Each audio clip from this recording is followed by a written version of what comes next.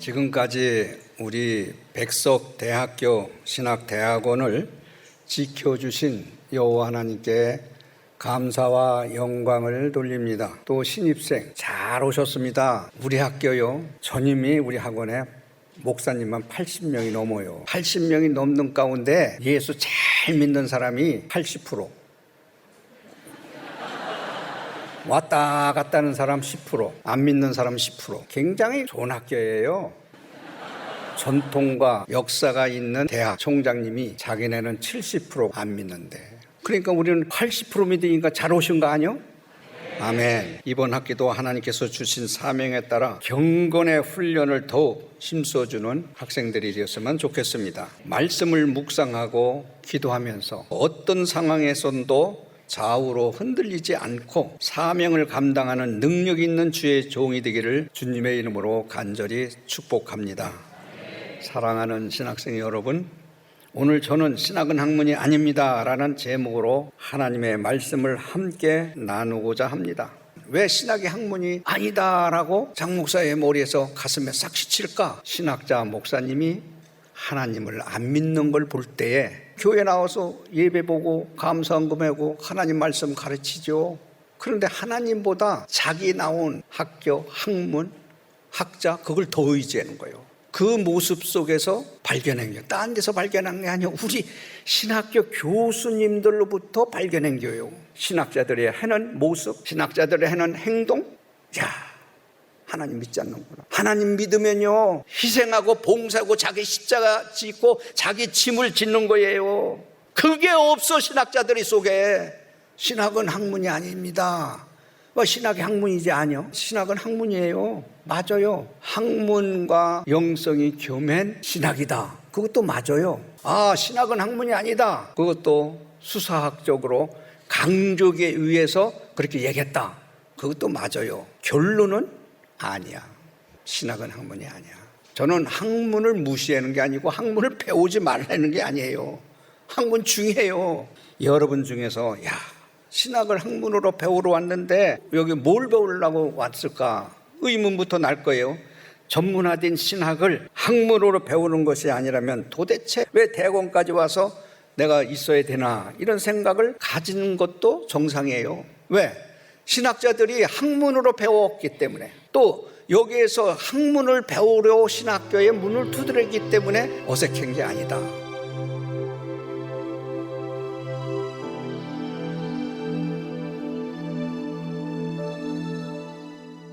신학은 왜 학문이 아닙니까? 신학은 원래 학문이 아니었어요. 지금 우리가 신학을 학문으로 이해하게 된 것은 신학이라는 용어가 형성되는 과정에서 생긴 말이에요. 신학이라는 말은 원래 창조주 하나님을 알기 위해서 사용했던 용어가 아니었다는 얘기예요. 신학자들 이거 몰라요. 우리가 사용하는 신학이라는 말은 처음 사용한 사람이 고대 헬라 철학자 플라톤이었어요. 신학이라는 말은 헬라어로 테올로기아입니다. 플라톤은 테올로기아라는 용어를 신화, 즉 신들에 관한 이야기라는 의미에서 국가 2권에 딱 한 번 사용했어요.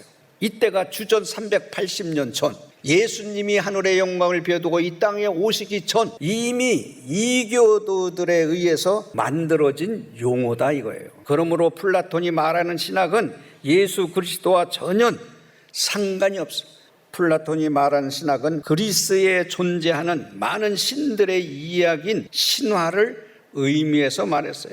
아테네에 있는 신전, 그것이 제우스, 헤르메스, 그리고 아르테미스를 비롯한 많은 이방신들에 대한 연구를 가리키는 말이었고, 그래서 플라톤은 신학은 학문도 미치지 못하는 열등한 것이다. 제우스라고 하는 이 신, 거대한 가상의 인물을 놓고 연구하는 것을 해보니까 이건 학문의 가치가 없다. 우리가 잘 아는 것처럼 이 신은 인간이 만들어낸 신이지 실제로 존재하는 신은 절대로 아니고 가상의 존재일 뿐이고, 이 신들이 실제로 존재하는 것처럼 족보와 위계 질서를 만드는 그 신화를 신학이라고 말했다. 그런데 이 문제의 신화를 가리켜서 신학을 새로운 의미와 방법으로 사용한 사람이 있는데, 그게 바로 플라톤 제자 아리스토텔레스예요. 이때부터 신학은 학문으로서의 길을 가기 시작했어요. 물론 당시의 신학이 우리가 추구하는 지금의 신학과는 다른 것이지만 그럼에도 학문이라는 의미로 사용된 시점을 이때부터라고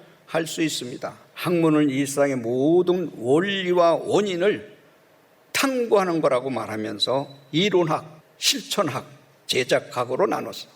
진리를 다루는 이론학, 선을 다루는 실천학, 미를 다루는 제작학으로 나누었어요. 누가? 아리스토텔레스가.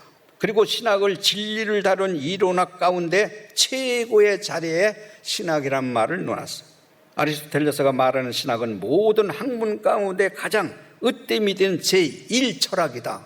이것을 다시 말하면 하나님의 존재를 연구하기 위해서 신학을 말하는 게 아니라 우주의 이 세계 속에 영원히 살아있을 거라는 존재를 가상으로 생각하는 것을 연구하는 것을 신학이라고 말했다. 이거를 안다고 하면요, 이 학문을 배설물처럼 버릴 수 있는 거예요.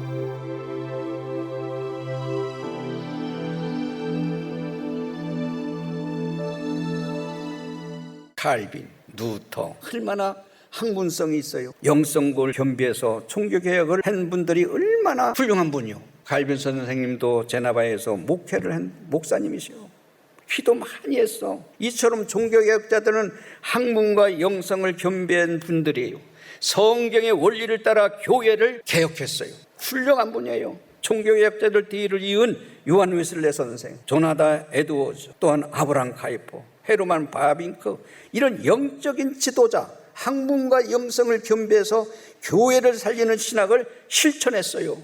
그런데 오늘날 신학자들이 이 사람들을 울켜먹고 있어. 이 위대한 루터, 칼빈, 증인글이, 이 종교개혁자들이 말한 것을 가지고 학문 그 지식을 교리적으로 그 경건의 모습으로 그 말씀을 받쳐줘서 하나님 말씀이 비춰져서 영광이 되어야 되는 거예요. 학문은 받쳐주는 거로 끝나는 거예요. 하나님 말씀을 받쳐주는 거로 끝나는 거예요. 학문은. 그러니까 학문은 아무것도 아닌 거예요. 토마스 아퀴나스 얼마나 유명한 분이요. 책을 대사전을 쓰고 80권 이상의 책을 쓴 사람이요. 이분이 누구의 영향을 받았느냐면 아리스토텔레스의 철학을 영향을 받은 사람이야. 그래갖고 학문으로서의 하나님을 접근할 수 있다. 학문으로서의 하나님의 신의 존재를 연구할 수 있다 한 분이 누구냐? 토마스 아퀴나스야. 그런데 어느 날 아침에 기도하면서 하나님의 성령이 임했어요. 성령이 임했어. 내가 쓴 이 학문은 아무것도 아니구나. 이 내가 책 쓰고 이것은 다 건불. 죽은 지푸라기 건불 알아요? 난 농부야들에 잘 알아. 볕단 해가지고 다 털고 후 날리는 건불, 생명이 없는 건불, 건불 맛도 못하는 내 책 쓴 게 아무것도 아니다. 하나님과의 나와의 영적인 사귐과 교제 속에서 내 속에서 하나님이 함께할 때는 학문이라는 이 존재가 아니구나. 그 제자들이 그 책을 쓰라고 해도 안 쓰고 생애를 마쳤어. 그렇습니다. 아리스토텔레스가 말하는 신학은 인간의 이성에 기초한 학문으로서 철학이지 하나님의 말씀인 성경에 기초한 신학은 절대 아니에요. 그래서 초대 교회 교부들도 신학이라는 말을 사용하지 않았습니다. 신학이 본격적으로 학문화된 것은 중세 12세기 서구의 대학들이 설립되기 시작할 때부터 된 거예요. 대학은 학문을 연구하고 가르치는 전당이다. 학문의 전당이다. 신학을 학문 방법으로 사용해서 서구에 큰 인기를 얻었지요. 이것이 문제 중에 문제요. 그게 본질이 잘못된 거예요. 세상에 대한 지식을 얻기에는 탁월할 수는 있을지는 모르겠지만 이것은 자신의 이성을 최대한 사용하여 구분하고 추론하고 논증하고 세상을 쉽게 이해하려고 하는 학문으로서 접근을 한 방법이었어요. 문제는 이러한 이성적인 방법을 그대로 신학에 적용해서 오늘날까지 발전해왔다 이거예요. 피조물이 인간이 어떻게 창조주 하나님께 대해서 하나님은 이런 분이다라고 정의를 할 수 있을까요? 영이신 하나님을 어떻게 학문으로 말할 수 있을까요? 학문은 하나님께서 창조하신 이 세상과 피조물에 대해서 연구하는 것이지 창조주이신 하나님께 적용해서는 절대로 안 되는 거예요. 그럼에도 불구하고 중세 대학의 신학자들이 학문적 방법을 사용하여 신학을 체계화시킴으로써 신학은 성경을 떠나 사변화되었고 복음의 생명이 약화된 거다. 생명이 없는 신학 공부를 배워가지고 여러분들을 가르치는 거예요. 그러니 여러분들이 그거 가지고 지식 가지고 서로 본론 결론 가지고 써가지고 얘기해본들 생명이 없는데 목회가 돼요? 우리 중심 속에 그리스도의 생명이 없는 자가 어떻게 생명이 있는 말을 하고 있어요? 생명이 없는 신학자가 어떻게 하나님 말씀에 생명이 있는 영이신 하나님을 말할 수 있느냐고. 아는 지식으로 논리적으로 체계적으로 탐구해서 여러분들한테 미기는 거예요.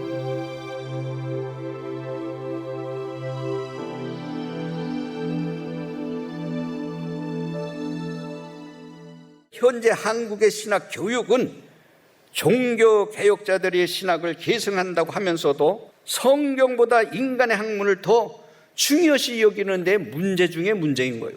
신학자들이 해외에서 배운 생명력 없는, 아까 얘기했잖아요, 생명력이 없는 많은 지식, 증인글이 칼빈이나 우리가 조나다 에드워즈나 웨슬레 선생님이나 바빙크나 이런 위대한 분들을 영성은 가꾸지 않냐고 학문으로만 갖고 왔다 이거예요.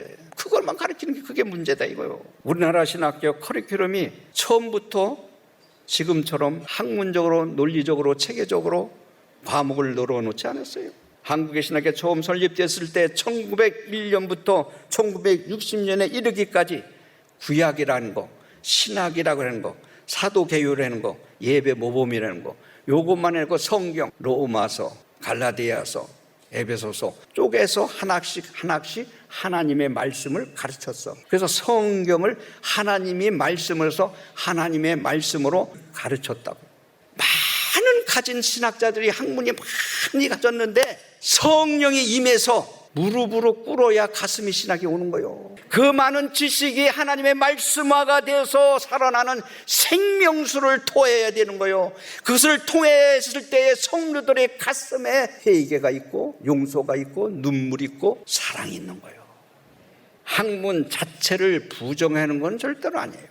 성경의 배경과 역사와 문화와 당시 상황을 비롯해서 성경이 이해하기 좋은 기초적인 지식이 왜 필요치 않느냐, 이거 필요한 거예요. 학문적으로 배워야 되고 알아야 되고 교리가 형성되는 과정에서 다루는 교리사도 배워야 되고 성경을 주제별로 다루는 조직신학도 배워야 돼요.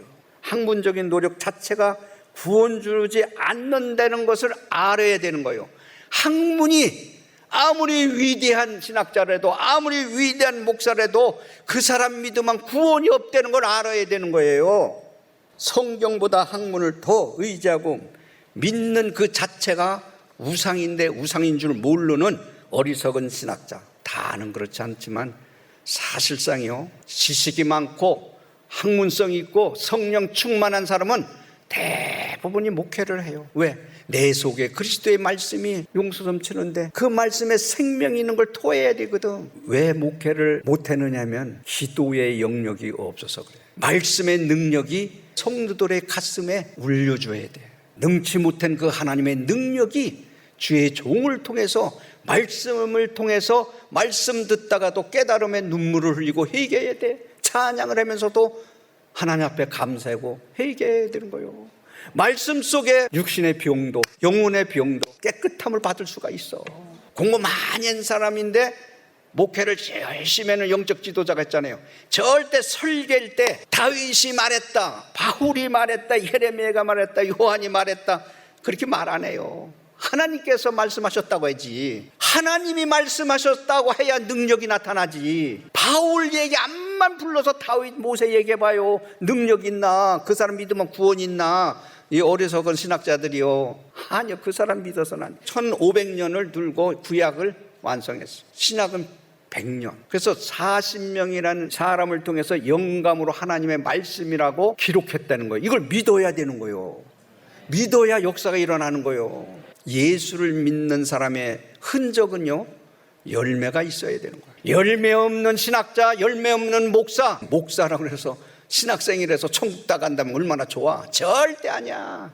예수 그리스도가 내 구주라고 하는 고백 속에서 하나님과의 나와의 관계에서 이루어져야 되는 거예요.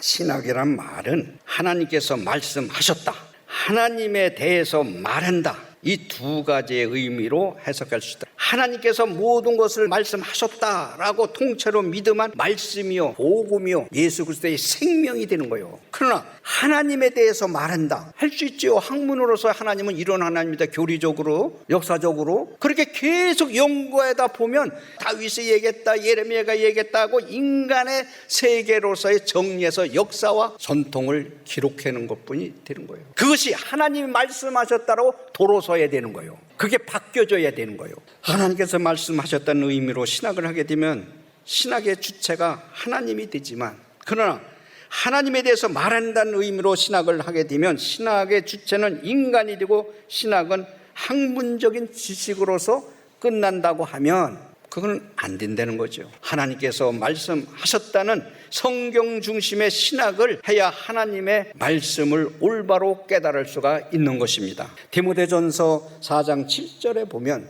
망령되고 허탄한 신화를 버리고 경건에 이루도록 네 자신을 연단하라. 돈을 사랑하고 이성을 더 사랑하고 명예를 더 사랑하고 더 하나님을 더 사랑하는 거는 우상이 되는 거예요. 그것도 돈도 필요해요. 명예도 필요해요. 다 필요하지만 때에 따라 이것이 아니다라고 손을 놓을 줄 알아야 되는 거예요.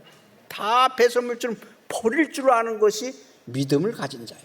초자연적으로 우리 백성가 이렇게 축복한 거는요, 죽어가는 영혼들을 다 모아서 구원을 시키려는 거예요.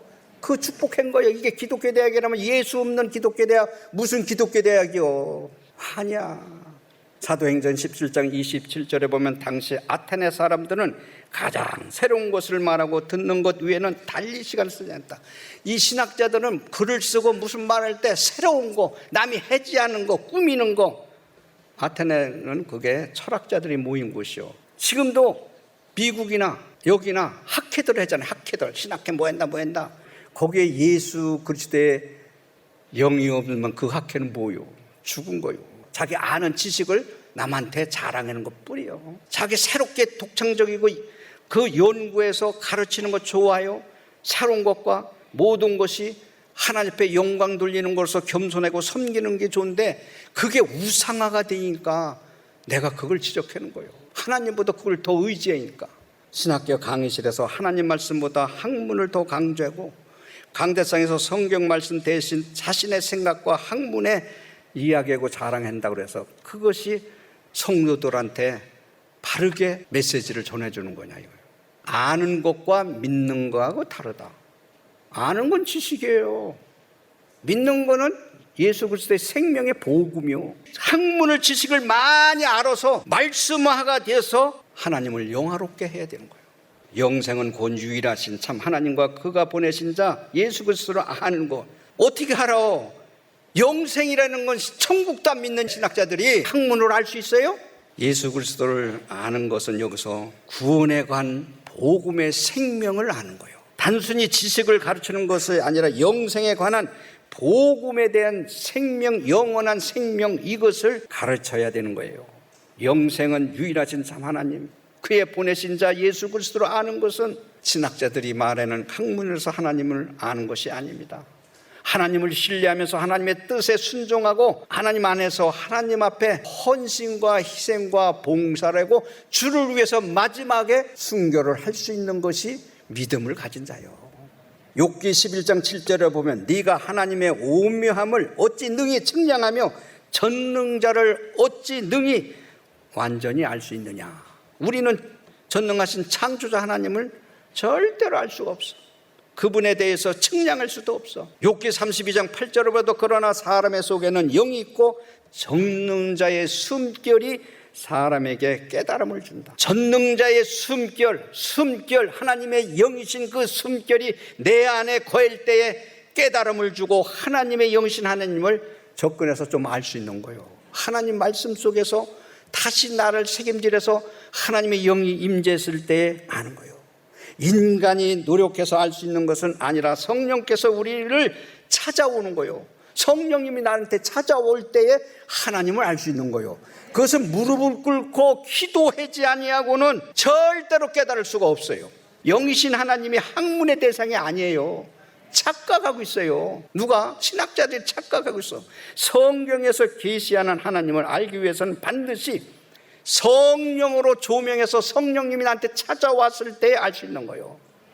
에베소 1장 17절에 봐도 우리 주 예수 그리스도의 하나님 영광의 아버지께서 지혜와 계시의 영을 너희에게 주사 하나님을 안다고 했어. 계시의 영을 하나님이 줄 때만이 하나님을 알 수 있다고 그랬어. 우리 백성하고는 희망이 있어요. 여러분들 잘 오셨어요.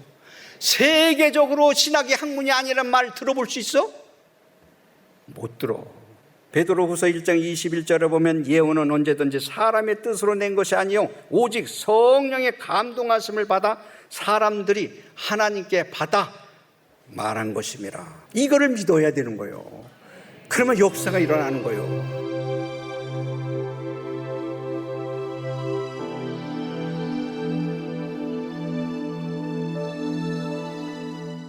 영과 육의 관계를 신학에 적용한다면 곧 성경과 학문의 관계로 설명할 수 있다. 요한복음 6장 63절에 보면 살리는 것은 영이니 육은 무익하니라. 내가 너에게 이른 말이 영이요 생명이라. 육은 무익하되 국어사전에 보면 이롭거나 도움을 줄 만한 것이 없다.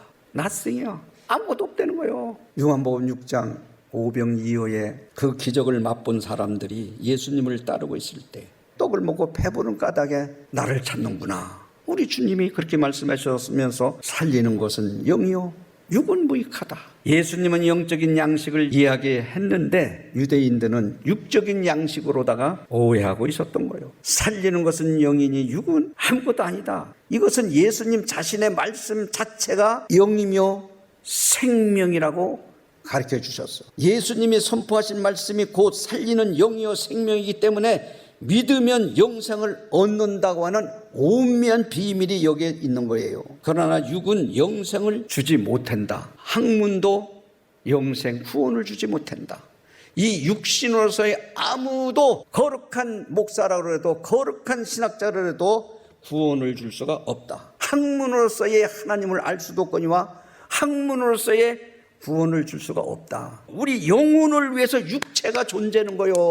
내 영혼이 육체를 위해서 존재하는 게 아니라 육체가 내 영혼을 위해서 존재하기 때문에 이것이 도구요 수단이 되어야 되는 거예요. 육체가 이건 아무것도 아니라는 거예요. 영혼이 떠나면. 믿어요? 이게 신학의 학문이 아니라는 것이 포인트가 여기 담겨 있어요. 학문도 마찬가지예요. 하나님을 받쳐주는 말씀을 받쳐주는 학문을 밝히 이해하고 하나님 앞에 영광 돌리고 하나님 말씀만이 생명이요 하나님 말씀만이 영원한 메시지라고 하는 이것을 갖고 밝히 밝혀주는 도구요. 받쳐주고 끝나는 거요. 학문은 아무것도 아니요. 좀 버릴 때 버리셔. 사랑하는 신학자들이요. 버릴 건 버려. 가질 때는 움켜쥐고 싸우다라도 논리적으로 체계적으로 교리적으로 이야기하는 거 얼마든지 좋지요. 그러나 그건 아무것도 아니다. 배선물줄 버릴 줄 알고 양보할 줄 알고 섬길 줄 알아야 되는 거예요. 야고보서 2장 26절에도 영혼 없는 몸이 죽은 것 같이 영혼 없는 육체는 죽은 자입니다. 그러니까 시체예요. 흙으로 돌아가는 흙덩어리와 불과하다 이거예요. 육이 영혼을 담는 도구가 된다면 어떤 일이 일어날까? 요한 3서 1장 2절에 보면 사랑하는 자여 네 영혼이 잘된 것 같이 네가 범사에 잘되고 강건하기를 내가 간구하노라. 하나님께서 여러분들에게 축복하는 기도를 한다는 거예요. 범사에 잘되기 위해서 모든 것이 형통하기 위해서는 영혼을 위해서 육체는 도구로서 쓰는 거니까 아무것도 아니다. 육신이 존재해야 돼 안 해야 돼? 내 영혼을 위해서 존재해야 돼. 학문도 존재해야 돼 안 존재해야 돼? 하나님 말씀을 바로 깨닫고 바로 알기 위해서 존재해야 돼요. 그러나 그것이 구원 줄 수가 없고 그것이 영생을 줄 수가 없다. 내가 신학자들을 막 이렇게 하는 거는 그래도 이걸 듣고 좀 깨달아서 산기도 가고 나도 여기 제일 앞에 앉아서요 철학기도 해요. 이 나이 먹고 밑에서 앉으려니까 절여. 그래도 몇 시간 해야 돼. 내 영혼이 살려면 기도해야 돼. 기도 없이 이런 유가 나타나지 않는다는 게 뭐예요? 기도, 하나님의 능력을 받아야 돼. 무릎 꿇고 기도하면서 자기 주어진 사명을 감당해서 영적인 무장을 갖추기 위해서는 하나님 앞에 완전히 자기 것을 맡기고 자기 육체적인 얽힌 것을 다 포기할 줄도 알아야 돼. 교수님들이 가르친 걸 잘 책임질해서 말씀화가 되도록 기도해서 하나님을 받쳐주는 도구가 되면 그 사람은 내 것이라고 쓰는 거요. 그걸 믿어야 역사가 일어나는 거예요. 요한이 씨 승리하는 주의 종들이 되기를 주님의 이름으로 축복합니다.